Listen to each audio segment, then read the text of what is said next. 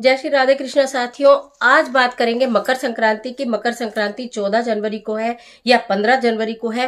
किस प्रकार मकर संक्रांति की सरल पूजा विधि मैं आपको बताऊंगी। किस प्रकार हम शुभ मुहूर्त में पूजन करें, किस प्रकार से हम दान करें और भगवान सूर्यदेव को मनाने के लिए हम उनके निमित्त जो जल अर्घ दें, हम उनको उसमें हम क्या ऐसी वस्तु डालें कि भगवान सूर्यदेव और शनिदेव दोनों की संयुक्त रूप से कृपा हमारे ऊपर पड़े।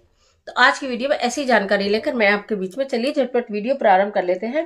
लेकिन उससे पहले चैनल पर नए आए हैं तो चैनल को सब्सक्राइब जरूर कर लीजिएगा और बेल आइकन का बटन जरूर प्रेस करिएगा, जिससे आने वाली वीडियोस का नोटिफिकेशन आपको मिले सबसे पहले। मैं बात कर रही हूं मकर संक्रांति की। ज्योतिष के अनुसार 14 जनवरी की रात में 8:20 पर सूर्य धनु राशि से मकर राशि में प्रवेश करेंगे।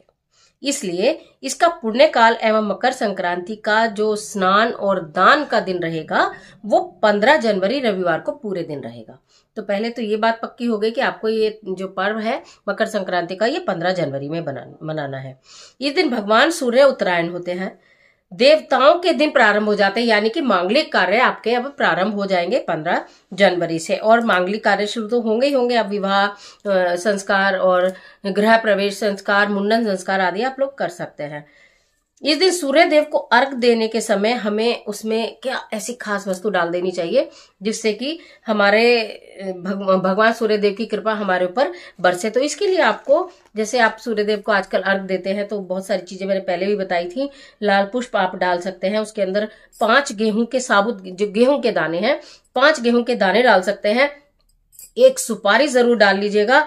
चावल के दाने आप डालना चाहें तो वो जरूर आप डाल लीजिएगा, नहीं हो तो आप तिल डाल सकते हैं। और गुड़ थोड़ा सा, उसमें 1 चुटकी गुड़ डालिएगा। उसके पश्चात आप सूर्यदेव भगवान को अर्घ देते हुए प्रार्थना कीजिएगा, जो भी आपको मान, सम्मान, यश, कीर्ति, धन, वैभव सब कुछ सूर्यदेव भगवान देने वाले हैं। आपका सूर्य उदय हो जाएगा, आपके भाग्य का सूर्य उदय हो जाएगा इन वस्तुओं को डालकर, यदि आप सूर्यदेव को जल देते हैं।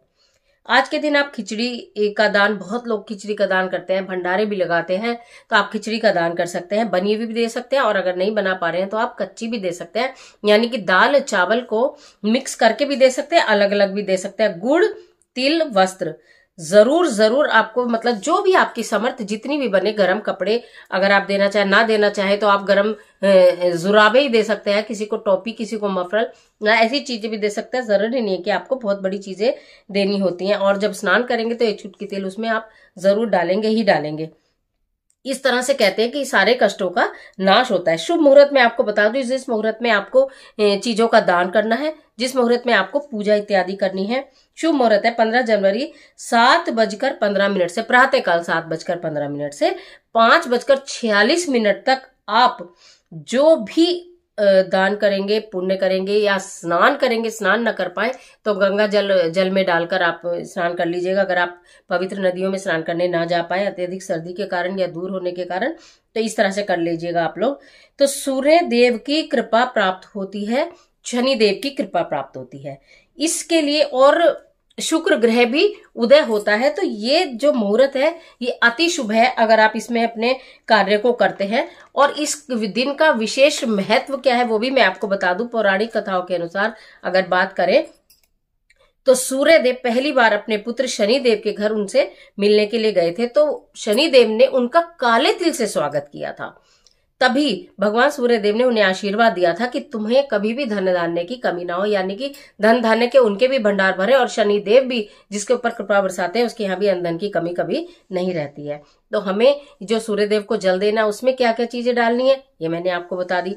लेकिन मैं बताऊं कि विशेष कृपा के लिए आपको किन चीजों का दान करना चाहिए। जो मुहूर्त मैंने बताया है उस समय दान करते हैं, अति उत्तम रहता है। यानी कि आप तांबे की कोई भी वस्तु ही, नहीं तो तांबे का एक छोटा सा लोटा आप ले लीजिएगा जो पूजा में यूज होता है, वो आप दान कर सकते हैं। गेहूं का दान कर सकते हैं, गुड़ का दान कर सकते हैं, घी का दान कर सकते हैं, गुलाबी रंग के कपड़ों का दान कर सकते हैं। सुख सौभाग्य में वृद्धि चाहते हैं, पति का उज्जवल भविष्य चाहते हैं, पति की उन्नति चाहते हैं तो गुलाबी रंग के वस्त्र किसी सुहागन स्त्री को दान करें, चाहे एक दुपट्टा ही दान क्यों ना कर दें। नमक का दान किया जा सकता है, रुई का दान किया जा सकता है। धार्मिक पुस्तक को गुलाबी कपड़े में लपेट कर अगर आप किसी विद्वान पंडित को दान करते हैं या किसी मंदिर में दान करते हैं तो आपके अनेकों कार्य, अनेकों कष्ट दूर हो जाते हैं, कार्य बनने प्रारंभ हो जाते हैं। और अगर आप अपने पितरों की निमित्त शांति चाहते हैं कि हमारे पितर जहां भी हों वो सही रहे, हमें वो हमारे ऊपर आशीर्वाद बनाए, तो दक्षिण मुखी होकर तिल डालकर अर्घ देना प्रातःकाल बिल्कुल मत भूलिएगा। और उसी के साथ साथ गाय को हरा चारा आज के दिन यानी 15 जनवरी के दिन यदि आप गाय को अपने वजन के बराबर हरा चारा खिलाते हैं, अपने या अपने बच्चों के या परिवार के किसी भी एक के लिए आप खिलाते हैं, तो इससे आरोग्यता मिलती है, यानी कि रोग बीमारी दूर होती है और सुख समृद्धि मिलती है और पितरों का आशीर्वाद तो मिलता ही मिलता है। काला कंबल या काली उड़द का दान भी बहुत श्रेष्ठ माना जाता है। इस दिन बहुत लोग जो खिचड़ी बनाते हैं, तो कोई तो हरी मूंग की दाल की खिचड़ी बनाते हैं, कोई काली उड़द की दाल की खिचड़ी बनाते हैं। काले तिल के लड्डू का बड़ा महत्व है। देखिए, मैं एक और खास दान आपको बता दूं, अगर आपकी खास परेशानियां हैं, आपके खास कष्ट है, आपके अत्यंत दुख हैं, आपको ऐसा लगता है कि हमारे कष्टों का निवारण ही नहीं हो पा रहा है, तो आप 14 काले तिल और गुड़ के लड्डू बनाइएगा। काले तिल ले लीजिएगा और उनके साथ गुड़ ले लीजिएगा और उनके 14 लड्डू आप बनाइएगा। और अगर आपको लगता है हम लड्डू नहीं बना सकते, तो एक एक लड्डू के मुताबिक, यानी कि एक मुट्ठी काला तिल लें, उसमें गुड़ की डली रखें, फिर एक मुट्ठी काला तिल लें, उसमें गुड़ की डली रखें। इस तरह से 14 जगह आप इसको कर लीजिएगा और उसमें एक 14 ही सिक्के, मतलब हर एक पैकेट में एक सिक्का। अब मैं आपको बताऊं, कोई भी एक पॉलीथीन की थैली ले लीजिएगा, कोई कागज ले लीजिएगा, कोई लिफाफा ले लीजिएगा, उसमें एक मुट्ठी काले तिल डालेंगे, उसमें एक गुड़ की डली डालेंगे अपने श्रद्धा अनुसार, छोटी बड़ी कितनी भी, और उसमें एक सिक्का डालेंगे, चाहे 2 रुपए का, 5 रुपए का, 10 रुपए का, जितनी भी आपकी श्रद्धा है उतना आप उसमें सिक्का डालेंगे। इस तरह के आपको 14 पैकेट बना लेने हैं। कहा जाता है कि इस तरह से अगर आप दान करते हैं तो भगवान सूर्यदेव आपसे अत्यंत ही प्रसन्न होते हैं और आपके सारे कार्य बनने प्रारंभ हो जाते हैं। अगर सुहागन स्त्रियां ये सोचती है, अगर मतलब पति पत्नी में कहीं अनबन रहती है, आप लोगों के विचार नहीं मिलते हैं, लड़ाई झगड़े होते हैं, मनमुटाव रहता है, प्रेम कम होता चला जा रहा है, तो आज के दिन सुहागन, किसी भी सुहागन स्त्री को 14 सिंदूर की उसकी चीजें, सुहाग की, अब 14 सुहाग की चीजें का क्या बताऊं, एक बिंदी का पत्ता रख लिया आपने, एक सिंदूर की डिब्बी रख ली आपने, उसमें एक मेहंदी रख ली आपने, उसमें महावर रख ली आपने, उसके अंदर काजल रख लिया आपने, उसके अंदर कंघा रख लिया आपने, उसके अंदर छोटा सा शीशा रख लिया आपने, उसके अंदर चूड़ियां रख ली आपने, उसके अंदर बिछिए रख लिए, जो भी आपका लगे कि मैं, जितनी भी आपकी श्रद्धा है, देखिए देने को कुछ भी दे सकते हैं, लेकिन ऐसा कोई ये जबरदस्ती वाला काम नहीं है, लेकिन अपने घर की खुशहाली के लिए, अपने पति के प्रेम के लिए, अपने आपस के संबंध मधुर करने के लिए सुहाग की कोई भी 14 चीजें ले लेना और उसको किसी एक टोकरी में, या हमारे यहाँ तो उसको सुहाग पिटारी बोलते हैं, कि सुहाग पिटारी का दान कर देना चाहिए। तो वो किसी भी एक टोकरी आप ले सकते हैं, किसी भी तरह की टोकरी मार्केट से एक ले आइएगा, उसमें वो 14 चीजें रख के उसको गुलाबी कपड़े से ढक कर, जैसे मैंने बोला, किसी सुहागन स्त्री को एक गुलाबी कपड़ा जरूर दे देना। तो आपको, चाहे आप उनको गुलाबी बड़ा सा रुमाल हो, चाहे तो दुपट्टा हो, चाहे तो कोई शॉल हो, आप देना चाहती हैं, तो वो सुहाग पिटारी के ऊपर ढक कर आप किसी भी सुहागन महिला को, अपने से बड़ी को दे सकते हैं। मतलब वो सुहागन महिला आपके घर की भी हो सकती है या कोई जरूरतमंद भी हो सकती है।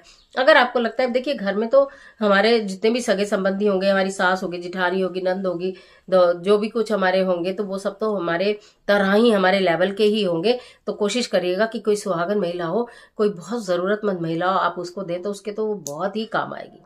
उसको कोई ब्रांड की भी चिंता नहीं होगी कि मैं इस ब्रांड की लिपस्टिक नहीं लगाती हूँ या मेरे को इस ब्रांड का ही नेल पेंट चाहिए, ऐसा भी कुछ नहीं होता है।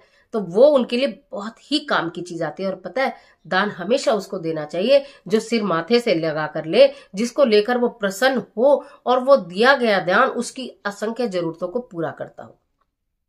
ये बात आप मेरी गांठ मान लो कि जो भरा भराया घर है उसमें तो आप चाहे और भी डाल दो, कोई फर्क नहीं पड़ता, लेकिन जो खाली है उसमें एक लोटा भी डालेंगे तो दिखाई देता है, उसको समझ में आता है और उसके काम आता है। तो दान देते वक्त इस बात का ध्यान विशेष रूप से ध्यान रखिएगा। तो आज की वीडियो मैंने बहुत सारी चीजें आपको बताई हैं। जो भी कर सके, जितना भी कर सके, मकर संक्रांति पे किए गए दान का कई हजारों गुना होकर फल मिलता है और भगवान सूर्यदेव और शनिदेव की तो विशेष कृपा प्राप्त होती है।